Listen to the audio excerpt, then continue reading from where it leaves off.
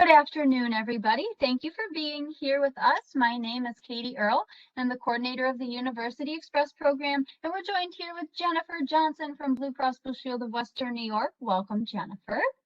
Thank you. Always a pleasure to have you here.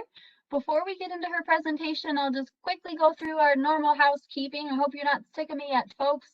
We are recording this session, and I'll try to post it on our website at a later date. You have joined muted and without your video showing. So Claire, no worries. It's not because you've done anything wrong. That's just the settings for our program today. So we'll be communicating with you through the Q&A panel. So you can access that if you're on a computer at the lower right-hand side of your screen. Just click on that, expand it, and send your questions right to me. And if you're on a tablet or smartphone, poke or touch your screen. That brings up your control panel. Click on that button with 3 dots. Then you'll be able to see your Q&A. So we hope you participate today. Rhymes. So we'd like to thank the sponsors of our program, which is my Department of Senior Services, BlueCross BlueShield of Western New York, Excelsior Orthopedics, and Wegmans for all of their support. And Senior Services is always here for you at 858-8526 if you or a loved one have any questions or need any assistance. Now, let's get on to the star of the show today. Jennifer Johnson has been the Health Promotion Coordinator for Government Programs at BlueCross BlueShield of Western New York since 2009. For over 20 years, she's worked with older adults and Medicare Advantage plans. A graduate of Canisius College, she is a certified fitness instructor and a certified nutrition and wellness consultant specializing in fitness and wellness for older adults. Jennifer lives in Hamburg with her husband and son. She's a voracious reader, enjoys running, yoga, which we just heard about, and cooking. Jennifer, thank you for being here. The virtual floor is yours. Thank you so much. Thank you, everybody, for being with me today. I do want to give you a brief disclaimer. We are having our house painted. So there are men climbing all over my house on very tall ladders, making all kinds of noise. So hopefully it won't be too loud and I will be able to talk over them. You may also hear me scream if I glance at the window and there is a man looking in my office window. But I will do my best. I will endeavor to power through here. So today we're going to be talking about fat. I call this program Fat Facts. I really wanted to call it Face the Fats, but I don't know, nobody else thought that was as amusing as I did. So today we'll be talking about fat. And let's start out with what is fat? Because if there was ever a word that has a negative connotation, this is it. So fat is one of the 3 macronutrients. So our macronutrients are fat, carbohydrates, and protein. Okay, so those are the big 3.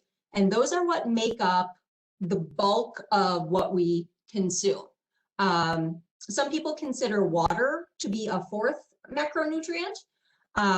But in general, the accepted number seems to be 3. So fat, carbohydrates, and protein. All fats have 9 calories per gram. So fats have more calories per gram than carbohydrates or protein do. Carbs and protein each have 4 calories per gram. So this is where we kind of got the idea that fat makes you fat.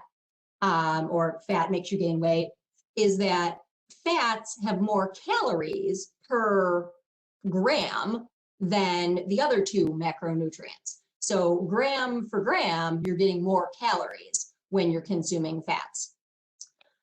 All fats are made up of saturated and unsaturated fatty acids. So we're going to talk about this in quite a bit of detail here, but I'm sure everybody's heard those words before: saturated fats and unsaturated fats. All fats have some of both. So when we say that a food has a lot of saturated fat, let's take butter, for example. We say, oh, butter is loaded with saturated fat. Butter also contains some unsaturated fat. So all fats are made up of both saturated and unsaturated fatty acids. Okay? So when we say butter is loaded with saturated fat, we mean butter has more saturated fatty acids than unsaturated fatty acids. And so we categorize fats based on which type of fatty acids predominate. So if a food has more saturated than unsaturated, we call it a saturated fat. If it has more unsaturated, then we say, oh, this food is a great source of unsaturated fats. We'll talk more about this, and I'll show you a little graphic that hopefully will make that a little bit clearer. So why is fat important? We need fat. We need it to live. Fat is a really valuable part of our diets, but it has such a bad reputation that people go to great lengths to try to avoid fat. We're a lot better about it now. But if everybody remembers back to the 1990s, that was a really horrible time for fat. Everybody was looking for low-fat foods and looking at fat on the nutrition facts label and looking for fat-free cookies and things like that. I like to call it the Snackwells era. If anybody can remember those Snackwells cookies, they came in green boxes. I don't know if they still sell them, but they were all fat-free or reduced fat cookies.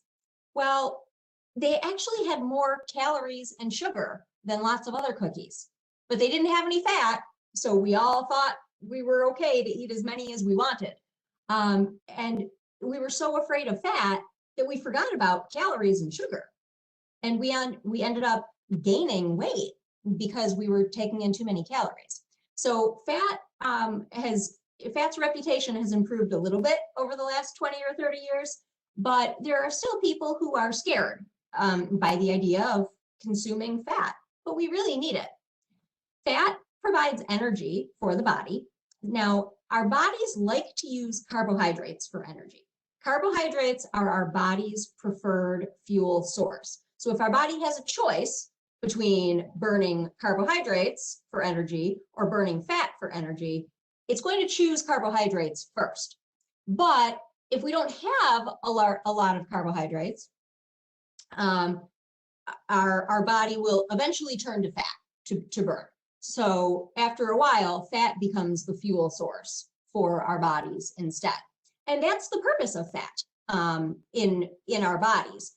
Fat is energy, calories, that our body has stored away like a savings account to be used later on. Okay, so it's fat is our body's way of keeping up that savings account, so that when we don't have enough carbohydrates to burn for energy, our body can go into that little nest egg and pull out that fat to burn for fuel. Fat keeps the skin and the hair healthy.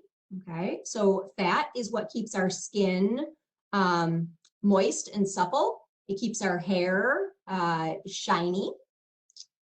Fat helps us absorb certain vitamins. So the vitamins you see here, vitamins A, D, E, and K, are what we call the fat-soluble vitamins. And if we don't have enough fat in our diets, then our body can't properly absorb these vitamins. And these vitamins do some really beneficial things. Just vitamin D alone helps produce a ton of hormones. It helps with our bone, the health of our bones, and helps with our muscle strength. So without enough fat, we can't absorb these nutrients from our food. Fat insulates our bodies. Okay? Sometimes we make a joke about that, right? But it's actually true. So when a person doesn't have a lot of fat, they have what we might call low body fat, it's harder for those people to stay warm because it's harder to keep the body temperature more stable. And so people who are very, very thin, don't have a lot of fat, tend to be colder than people who do have a little layer of fat. That's how birds insulate as well. So if you've ever noticed the birds that stick around Western New York in the wintertime, like cardinals, for example, they develop a nice layer of fat underneath their skin in the wintertime. And that's what keeps them warm in our cold winters and why they can stick around when so many other birds go south for the winter. We also need fat for brain development, blood clotting, and controlling inflammation. Fat is really important for babies. So mom's milk or baby formula, whatever babies are consuming, it contains a lot of fat because it's really important for babies' brain health and brain development. And we need fat also for clotting and controlling inflammation. Those body functions are controlled by a balance of two different kinds of fats. So we need fat for a lot of different bodily functions. It's really essential for life. So what happens if we don't get enough fat?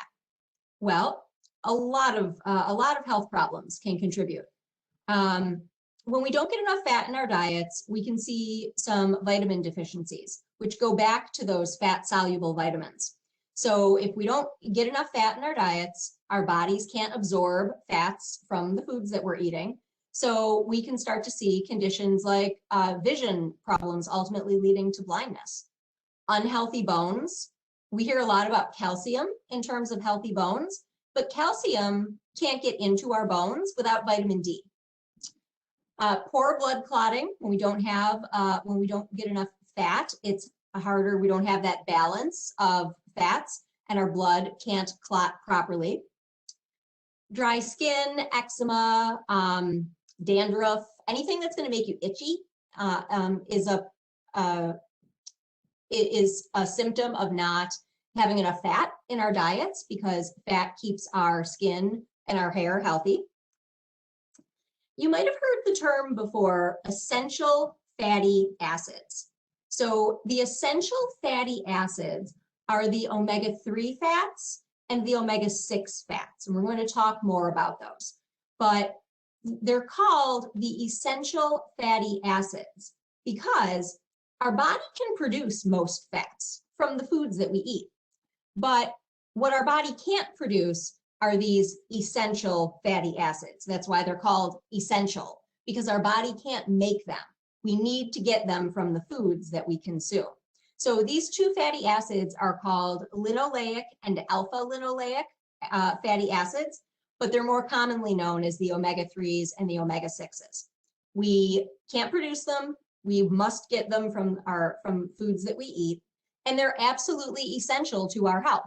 We need them for kidney, liver, and immune function. They help to prevent depression, and they contribute to our heart health, as well as our brain health. Remember, anything that's good for your heart is also good for your brain. And diets too low in fat interfere with estrogen and testosterone production. So when we don't get enough fat in our diets, our reproductive systems can suffer because we're not producing enough of those reproductive hormones, estrogen and testosterone. So for women, estrogen, say that 3 times fast, estrogen is a major player in bone health, okay? Estrogen is a bone protective factor in women. So that's why women in the years following menopause are at greater risk for developing osteoporosis, because we see that drop in estrogen and correspondingly our bones lose that protective factor. And also menstrual cycle health. So women who don't get enough fat in their diets might have irregular menstrual periods, have difficulty conceiving or carrying a baby to term. And it's all because of fat.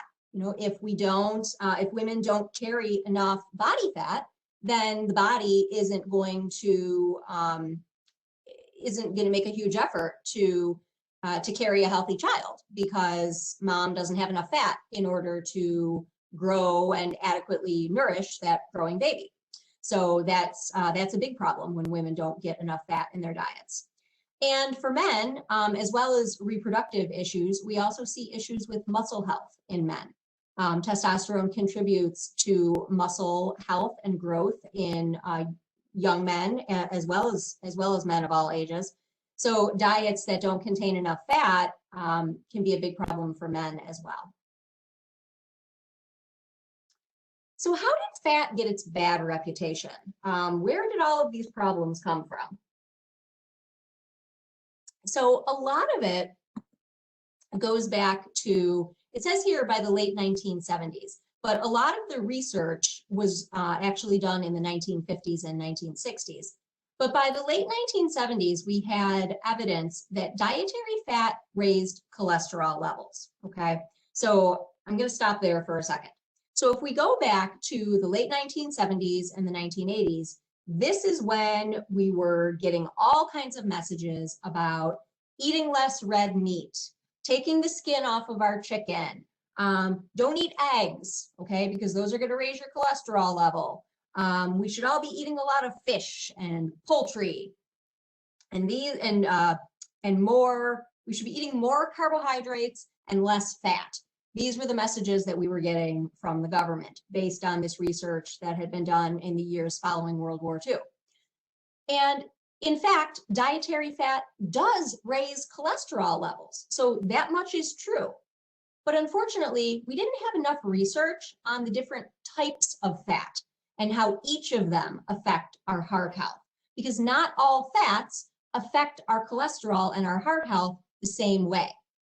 So the USDA recommendation at that time was to eat less fat and more carbohydrates. So that is what directly led us to the SnackWells era. Food manufacturers took fat out of as many foods as they could, including things like cookies, which is nonsense.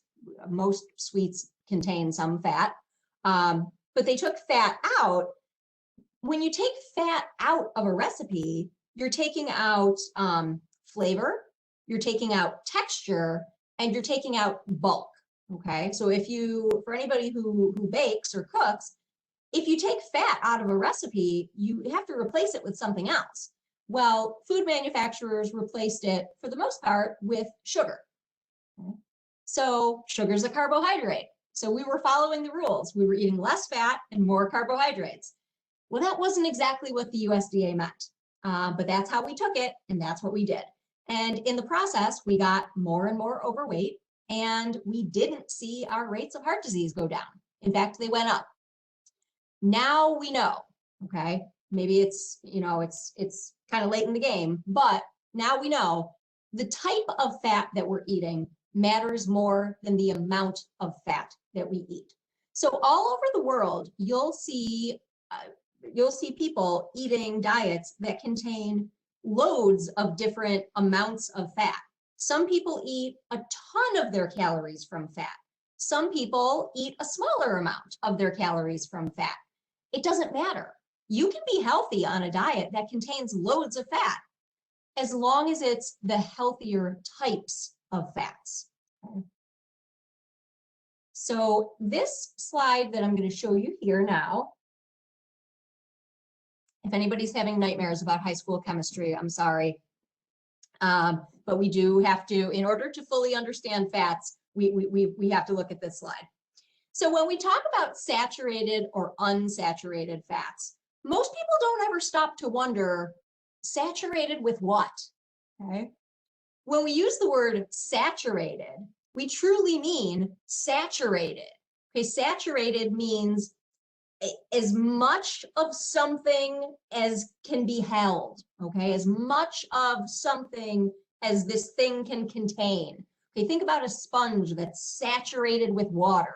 It couldn't hold any more water. It's saturated, okay? Or sometimes when it rains for a really long time, we say the ground is saturated. Okay? When we're talking about saturated fats, we mean saturated.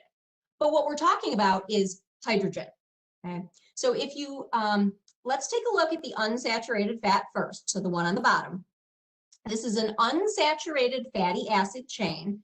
You can see three different letters here. We've got H's, we've got O's, and we've got C's. So the C's are carbon, the H's are hydrogen, the O's are oxygen, okay? So you can see for each of the carbon atoms in the unsaturated fat, unsaturated fats in some places have a double bond. Okay, so you can see the little red arrow there, double bond, and it looks like an equal sign rather than a dash. So all the other carbons, or most of the other carbons here in this unsaturated fatty acid chain, have single bonds, okay? But then right in the middle, there's this double bond. Okay? So what that means is this fatty acid chain is not saturated because each of those carbon atoms could hold more hydrogen. If we broke that double bond and added more hydrogen, those carbons could hold more hydrogen. So this fat is unsaturated. Now, sometimes unsaturated fats have one double bond. Sometimes they have more than one double bond, maybe two or maybe three. When you're looking at an unsaturated fat like this that has one double bond, it's called a monounsaturated fatty acid. If there were two or three double bonds, it would be a polyunsaturated fatty acid. So for those of you who have heard the words monounsaturated fat, polyunsaturated fat, that's where we get those words. Okay. Now up on top, the saturated fatty acid, you can see every single carbon atom has all the hydrogen it can hold. There's no double bonds. So every carbon has all the hydrogen it can hold. It couldn't hold any more. It's saturated. Okay. So that's the difference. Saturated fats and unsaturated fats, the difference is hydrogen. Okay.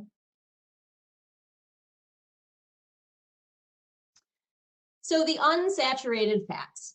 The unsaturated fats are what we commonly call oils because they are liquid at room temperature. You can pour them. Okay, so olive oil, canola oil, and then foods that contain those types of oils like fish or avocados or flax seeds.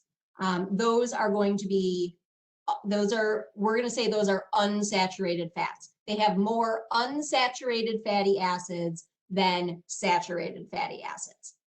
There's two types, the monounsaturated and the polyunsaturated. Mono, of course, means one, so they have one double bond.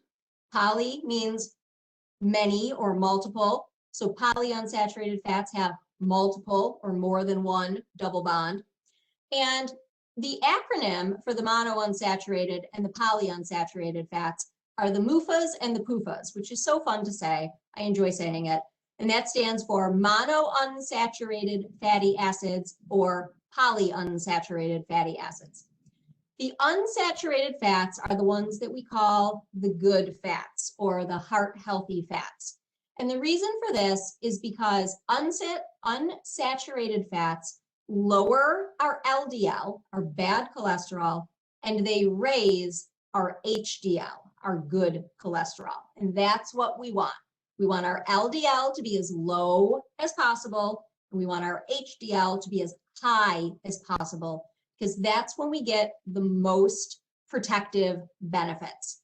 LDL is the type of cholesterol that commonly clogs up our arteries, whereas HDL is, I like to think of HDL as kind of like a security guard.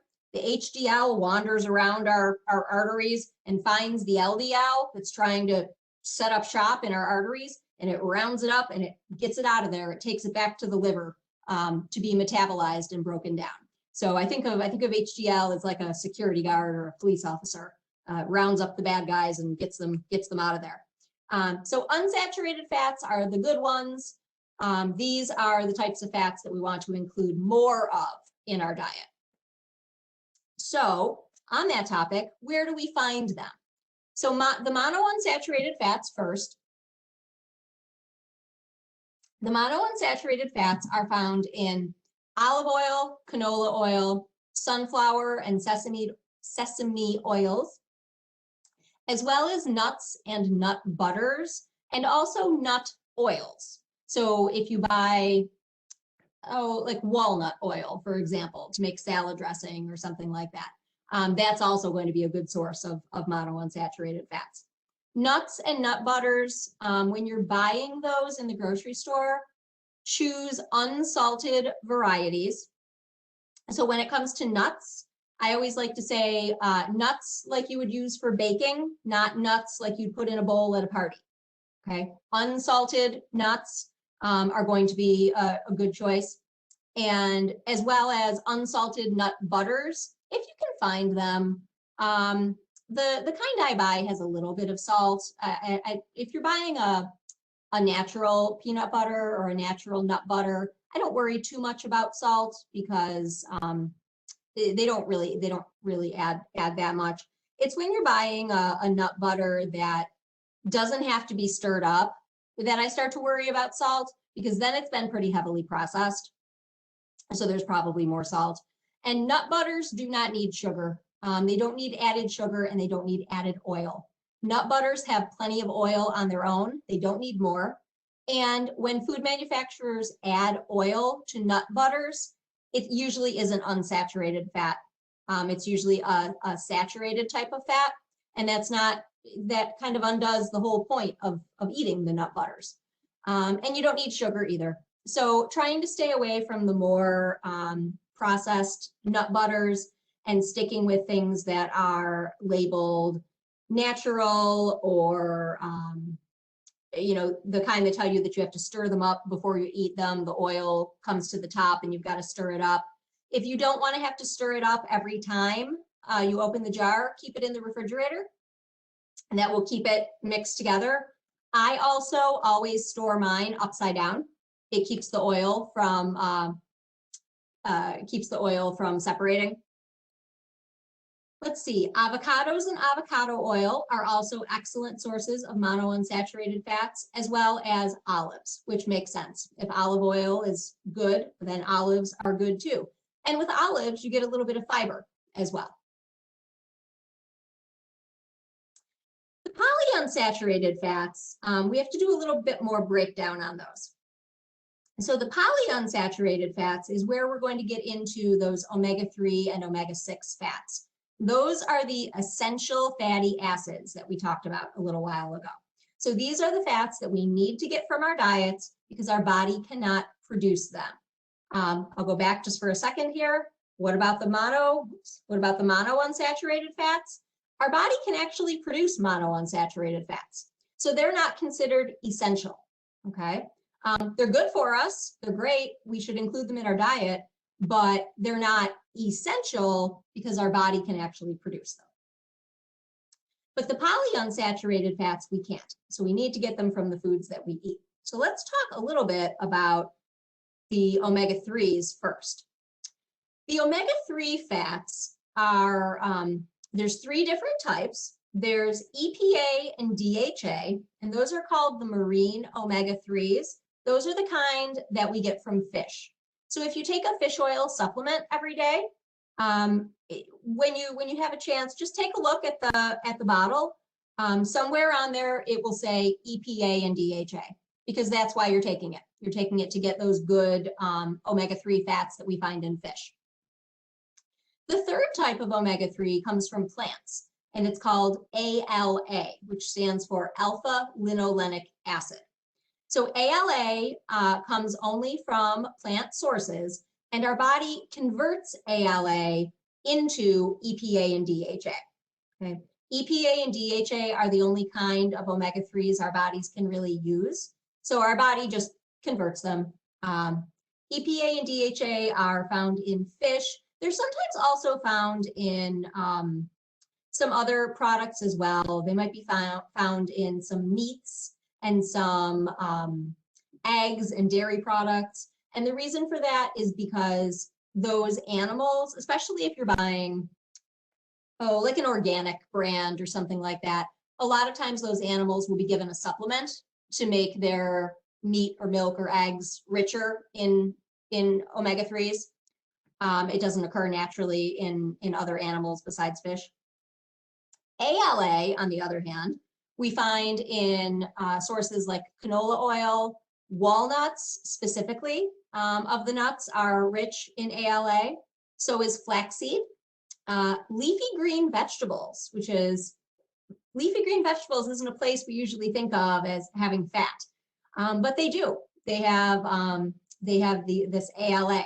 So leafy greens like kale, Swiss chard, darker lettuces, so not your iceberg lettuce kind of varieties, but darker leaf lettuces, spinach, mustard greens, collard greens, things like that. and pastured animal foods. So what does that mean?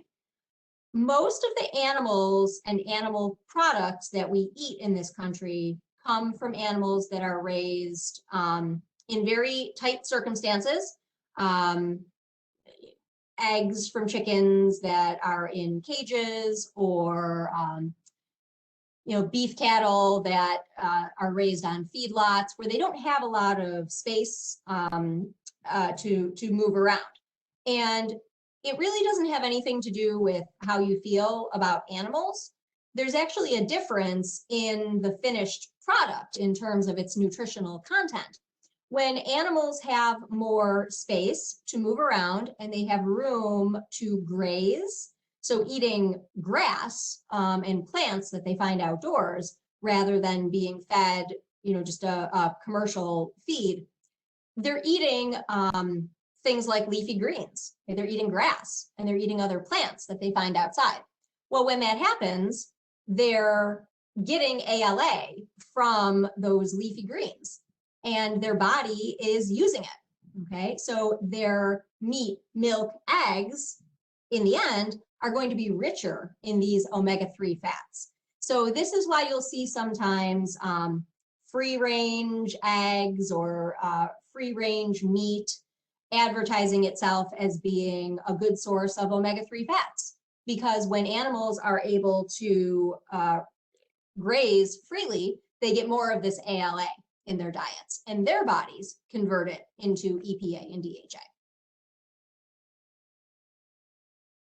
Omega-6s, on the other hand, omega-6s, there's two kinds, linoleic acid and arachidonic acid. That's a tough one to say. Most of the omega-6s in our diets comes from linoleic acid, okay?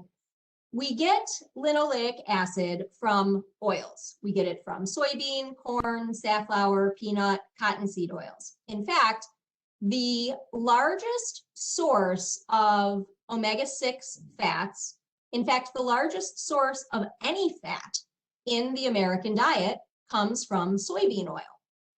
And I always like to take a minute and let that sink in. And here's why. The largest source of fat in the American diet comes from soybean oil. Yet most of us don't use soybean oil at home for cooking or baking. So most people don't have a really good sense of where all the soybean oil in their diet comes from. Well, the reason why soybean oil is such a huge part of the American diet is because it's found in just about every processed food. So if you are eating something that comes out of a bag, box, or package, more than likely it contains soybean oil. Soybean oil is very inexpensive to produce, so it's very inexpensive for food manufacturers to obtain.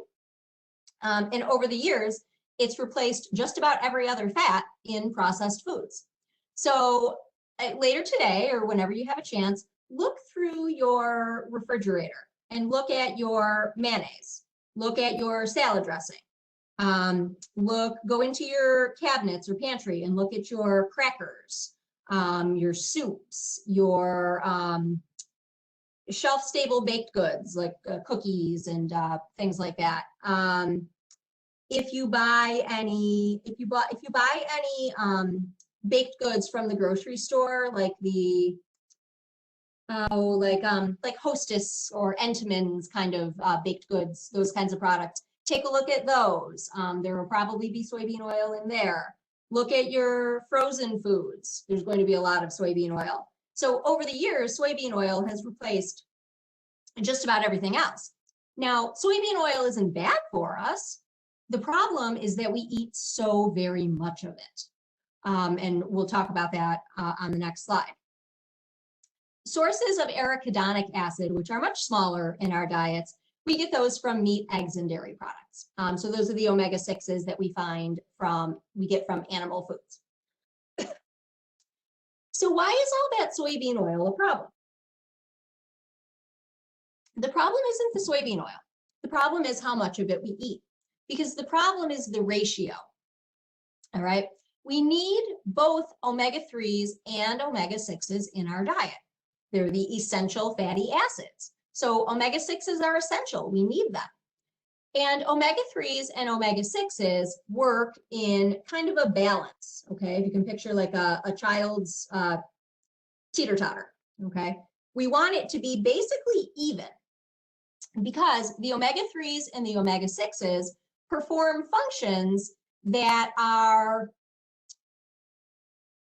that require what I like to call the Goldilocks effect, okay? We don't want too much or too little. We want it to be just right. And so we were looking for that balance. So blood clotting is a great example, right? Clotting is fantastic. If we get a cut or an injury, we want our blood to be able to clot so that we can heal, right? And we can protect ourselves. Our body can protect itself. But too much clotting can lead to heart problems, okay, or vascular problems. Many of you maybe take a blood thinner every day.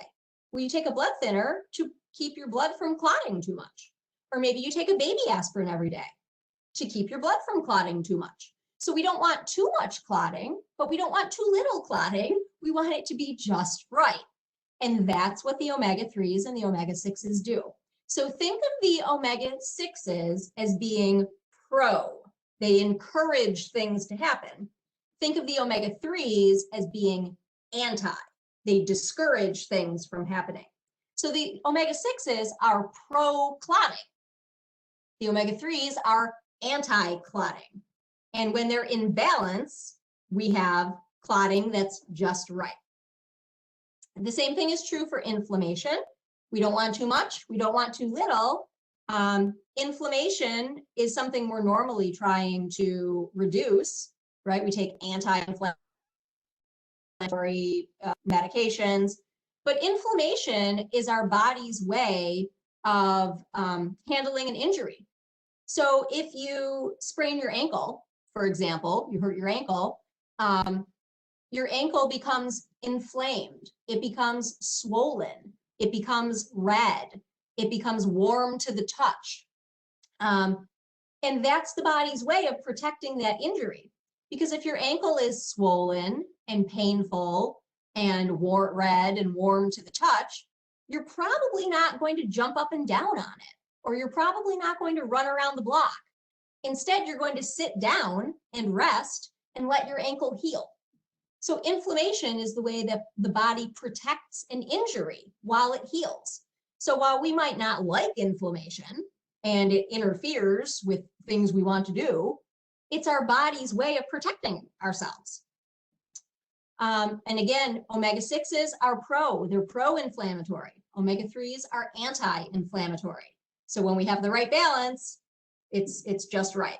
And same thing is true for contraction and relaxation of artery walls. Omega-6s are pro-contraction. Omega-3s are anti-contraction, or they promote relaxation of artery walls. When our artery walls contract and relax at the right rate, we have proper blood flow and we have a healthy vascular system. So a healthy diet, which you should all know by now because of how many times I've talked about balance, a healthy diet should have an omega-3 to omega-6 ratio. The ideal would be 1 to 1, okay? However, and I have this backwards here, I'm sorry. Omega-3s and omega-6s, ideal would be 1 to 1, but we can go up to 4 to 1. So the 6s would be the 4, the omega-3s would be the 1. Okay, so 4 times as many omega-6s as omega-3s. That is still a healthy diet. But our typical Western diet, we're anywhere from 11 to 1 to 30 to 1. So we get anywhere from 11 times as many omega-6s to 30 times omega-6s. And it almost all goes back to processed foods. So how do we improve our ratio? Well, eat more fish, eat more leafy green vegetables. Okay? Fish is a really easy way because the recommendations for including more fish in your diet only ask you to include 2 servings of fish a week. That's like nothing. It's practically nothing. 2 servings of fish. Fish, by the way, can be canned tuna fish. That's okay. It can be canned salmon. It can be sardines or anchovies. Or it can be, you know, fillets of fish that you buy at the grocery store. That's okay, as long as it's not fried. Fried fish kind of undoes all the good benefits. So try to eat more fish and try to get more leafy greens in your diet. That's a good recommendation for just about everybody. We just don't get enough greens. Use olive oil for cooking and canola oil for baking. It doesn't have to be canola oil. That's what I use because it's flavorless. And so I like it for baking, but you could use something else if there was something you liked better. Adding ground flaxseed and walnuts to oatmeal, yogurt, or baked goods. You could add a big scoop of ground flaxseed to a muffin recipe or a cookie recipe. Whenever possible, choose pastured meat, eggs, and dairy. Do they cost more? Yep, they do. Over the years, the price difference has begun to come down. And it will be even less expensive if you buy it directly from a farmer whenever possible. So taking advantage of our local farmers markets is a good choice. But I always like to recommend choosing better meat, dairy, and eggs and eating less of them. You're paying a little bit more, so if you can bring down your portion sizes, that will help to offset the costs. And remember that you are truly paying for a more nutritionally sound product. So you're getting more nutritional value from the product that you're buying. Avoid processed foods. If everybody avoided processed foods, I wouldn't have to do any presentations ever, because it seems like no matter what I'm talking about, whatever the topic is, that's always a recommendation. Processed foods are easy and convenient. That's why we eat so many of them. But trying to cut back, at least, is a good rule that most of us could try to implement. If you want to try one thing, try making your own salad dressing. It's an easy way to avoid at least one source of soybean oil. And something I find for people who think that they don't eat a lot of processed foods, those people tend to eat a lot of salads because we think, oh, I'm eating all of these fresh, healthy fruits and vegetables because I eat all these salads, or I eat a big salad every day. But you're putting then whatever kind of store-bought salad dressing on it. That's going to contain probably a lot of omega-6 fats, unless you're buying something special made with olive oil or something like that. So try making your own salad dressing. That's a good way to, it's another area where some of us can cut back on those omega-6s. I made a really simple salad dressing last night, actually, that was just lemon juice. I squeezed half a lemon into a bowl, added a little olive oil and salt and pepper, and it was fantastic. So it can be really easy to do. It doesn't have to be anything complicated. All right, saturated fats. I want to make sure I'm keeping an eye on the time here. Saturated fats are solid at room temperature. So that's going to be, so unsaturated fats are liquid and pourable. Saturated fats are solid at room temperature. Okay, certainly you could melt butter and have it be pourable, but we're talking at room temperature here. Saturated fats are found in animal foods, butter, meat, dairy, eggs, and in foods made from them, okay? And a category of fats that we call the tropical oils. So this is where coconut oil falls.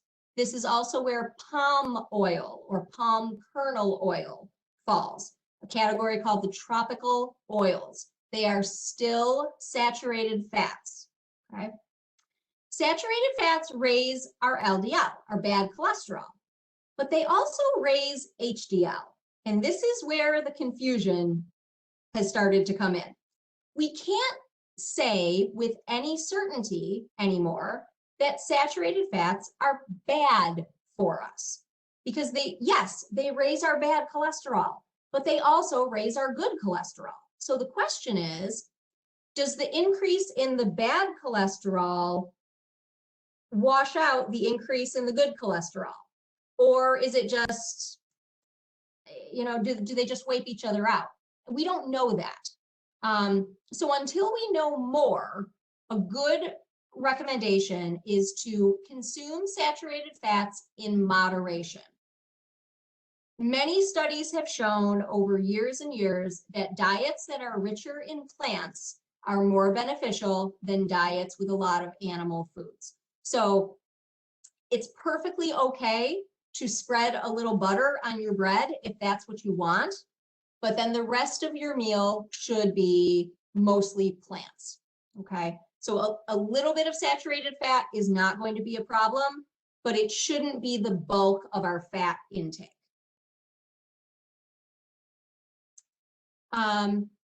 Just a few little tips here on saturated fats. Eat more plants and fewer animals, which is a good rule most of us could be following anyway. When you do eat animal foods, again, look for those pastured options. Limit your meat portions. Our meat portions are enormous, especially fatty meats. Nobody needs a double cheeseburger. If you're going to have a cheeseburger, a regular cheeseburger will be just fine.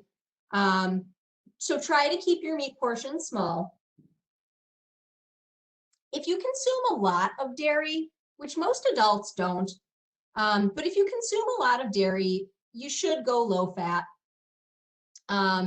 If you drink a lot of milk or you eat a lot of yogurt, then go with low fat varieties. If the only time you consume any dairy is to put a little milk in your coffee or a little cream in your coffee, and you want it to be, you want it to be whole, heavy cream, full fat cream, or you want it to be whole milk, go ahead. It's not going to hurt anything. It's just when you're consuming a lot of it that saturated fat content starts to build up. Limit sweets and keep your portions small. If you can bake your own, sweets or baked goods at home and control the ingredients yourself, that's even better. But just limiting the amount of sweets that we're eating. So we're limiting the amount of saturated fat as well as sugar, and keeping your portions small. So for example, maybe you go for ice cream, right? It's summer. Ask for a kid-sized cone or a baby-sized cone. Nobody needs 3 or 4 scoops of ice cream. One is perfectly fine. And then if you're still hungry, have something else. But ice cream isn't something that we should be filling up on. Just a small portion is what we should be looking for. And last but not least, trans fats. I'm actually going to move through trans fats a little faster than I used to, because trans fats are no longer included in manufactured foods. So trans fats, the creation of trans fats is an industrial process that adds hydrogen to unsaturated fats. So if you think back to our saturated fatty acid chain and unsaturated fatty acid chain, taking that unsaturated fatty acid chain, breaking those double bonds, and adding more hydrogen. That's what trans fats are. They're unsaturated fats that have been saturated with hydrogen. What happens is they become solid at room temperature.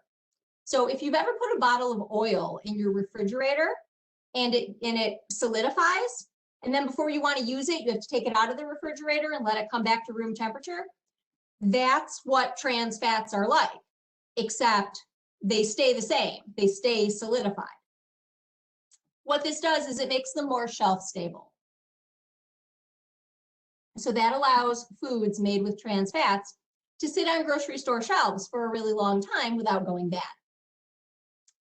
Trans fats were recommended as a heart-healthy replacement for saturated fats. So if you think back to the 70s and 80s, we were all encouraged to switch to margarine because margarine was healthier for us than butter. And we should bake with Crisco or vegetable shortening because it was better for us than butter. We were so wrong. It turned out to be about the worst thing we could have done. So through the 1990s fat craze, we replaced saturated fats with trans fats like nobody's business. And heart disease continued to get worse and worse. And we know now that trans fats are the worst fats we can consume. They raise our bad cholesterol and they lower our good cholesterol. However, trans fats have been removed from our food supply, according to the FDA, or per the FDA. Food manufacturers have been required to stop using trans fats in food products. They all had to be removed by the end of 2019. You may still see, I believe the date was through the end of 2021. I'd have to look it up to be sure. Manufacturers were allowed some runoff time because trans fats can stay on grocery store shelves for so long without going bad. We could still see them in our grocery stores. But that time is also coming to an end. Manufacturers are replacing them with oils, which are better for our health, and occasionally with palm oil, which is a saturated fat. But remember, a saturated fat is going to be better than a trans fat. So you may still see some foods made with trans fats in the grocery store, but it should be, we're really coming to the end of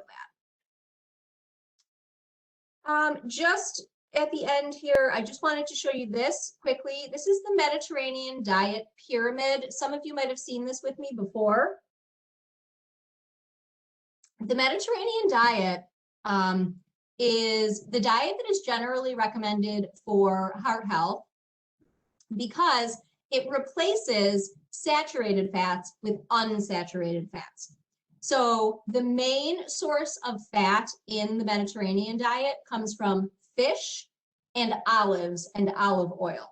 So you can see here the second level up from the bottom, we've got olive oil as well as olives, fruits, vegetables, whole grains, spices, all the plant foods here.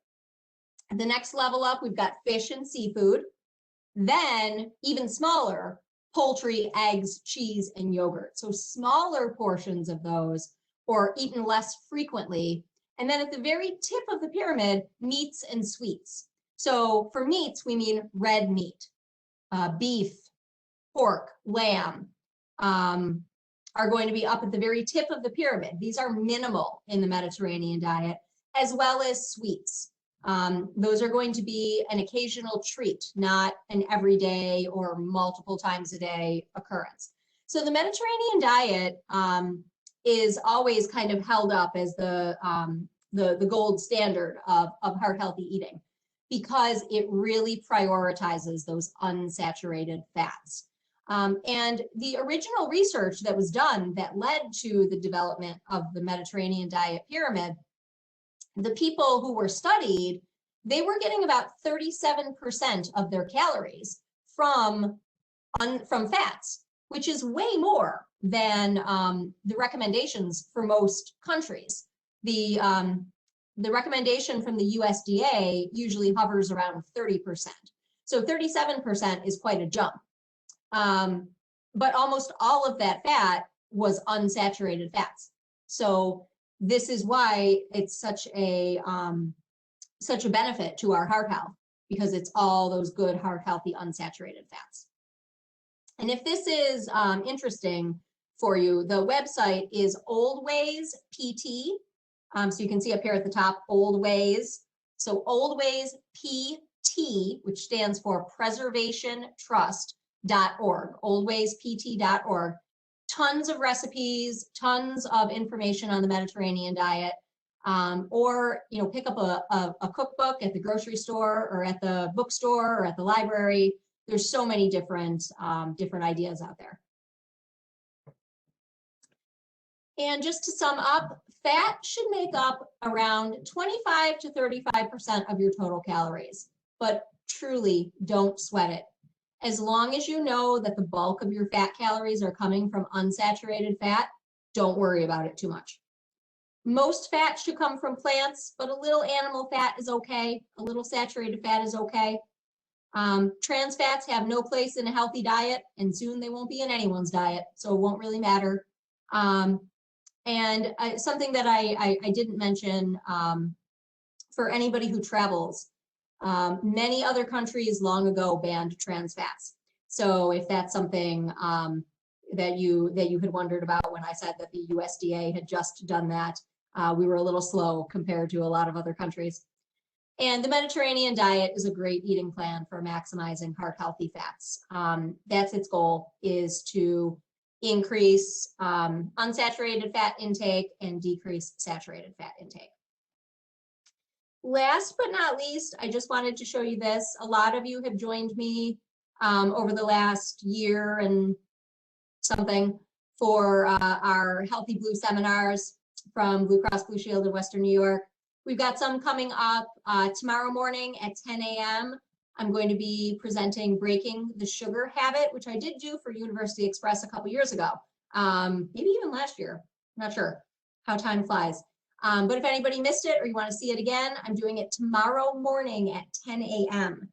And then our June programs coming up: Summer Safety, Probiotics and Prebiotics, and Portion Power. So if anybody's interested, you can sign up at bcbswny.com/meetings. It will take you right to the correct webpage. You won't have to poke around on our website. But Breaking the Sugar Habit is tomorrow at 10 a.m. So I'm going to stop sharing my screen and see if anybody's got any questions. Thank you, Jennifer, for that awesome presentation. We do have a couple questions here, and I know we're coming up on time, so we'll be mindful of that. The first one is, where do venison and rabbit lie on the pyramid for hunters? Great question. So venison is going to be technically a red meat, okay?